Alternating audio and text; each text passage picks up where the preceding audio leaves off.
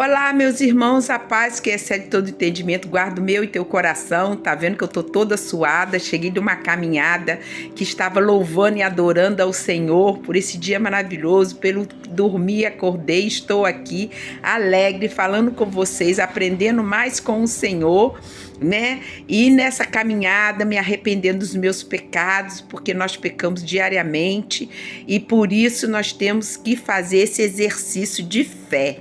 Arrepender dos pecados, pedir perdão a Deus é um exercício de primícia para o nosso Deus e de fé, porque Deus está atento em tudo que fazemos. Agora, o mais importante não é pedir só o perdão de corpo, de alma e de espírito, não da boca para fora, mas sentindo que você desagradou o Senhor, que você saiu do trilho da verdade da vida, que é o nosso Deus, dos ensinamentos dele. Então, que a palavra de Deus nos diz que quando nós nos arrependemos, como o Davi, que várias vezes já vinha aqui em outras palavras falando que ele se arrependia, ele tirava as vestes reais e vestia pano de saco e não mais cometia os mesmos erros. Porque o que adianta eu me arrepender de um pecado que eu reconheci, que ofendi ao meu Deus, ao meu Pai, o meu único e suficiente Salvador, e depois daqui a pouco fazer o mesmo. Então existe um louvor que fala: quero aprender com meus erros e nunca mais cometê-los. Então esta é a verdade, arrepender dos nossos erros para que nós sejamos renovados, nós passemos por uma metanoia no nosso subconsciente do Espírito Santo de Deus, a renovação do Espírito de Deus em nós, para que realmente a gente não peque mais, nem esses e nem outros, apesar da nosso ser carne, e a nossa carne é pecaminosa por natureza. Querendo ou não, a gente acaba pecando. Como diz, quem não tem pecado, atira a primeira pedra. Mas Deus está conosco, Ele vê o nosso interior, Ele vê o nosso esforço, né? De estar junto dEle, buscando a palavra, buscando a eternidade, amando as coisas do alto e desviando dos caminhos maus, das pessoas negativas, pessoas que resmungam, que reclamam. A gente se afasta dela, a gente não permite que elas frequentem a nossa casa, estejam no nosso convívio. Por quê? Porque nós somos fruto do meio.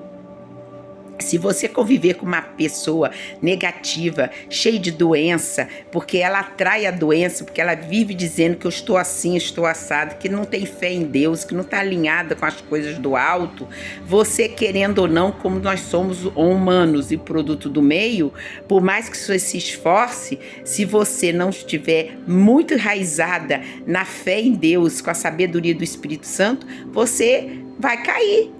A palavra de Deus, vigiai e orai, né? Então nós temos que estar ligado, não estar na roda dos escarnecedores, não estar participando de pessoas que vivem falando palavrão, que vivem falando coisas negativas, que reclama de tudo, que está insatisfeita com a vida, está insatisfeita com tudo. Pessoas que nós temos que orar por essas pessoas, afastar dela e orar por elas, isso sim, mas não estar convivendo com ela para que a gente possa não ser contaminado. É a mesma coisa aqui em casa, por exemplo, eu não assisto repórteres, as notícias de política, disso, de estrupo, disso, de aquilo. Por quê? Porque isso vai o quê? Vai diminuir a minha autoestima, isso vai minando no meu subconsciente. A pessoa diz, mas eu não ligo para isso, não. Não adianta, não fale, não pense assim, porque é cientificamente provado e mais do que isso, é Deus, porque nós somos produto do meio.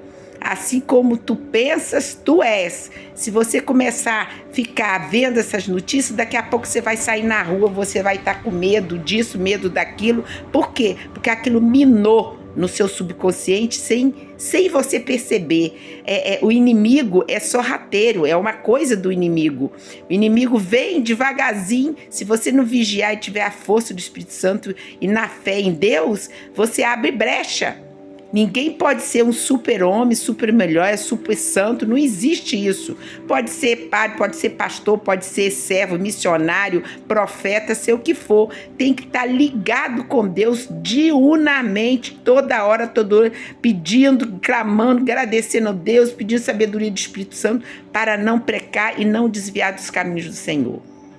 Fique atento a isso.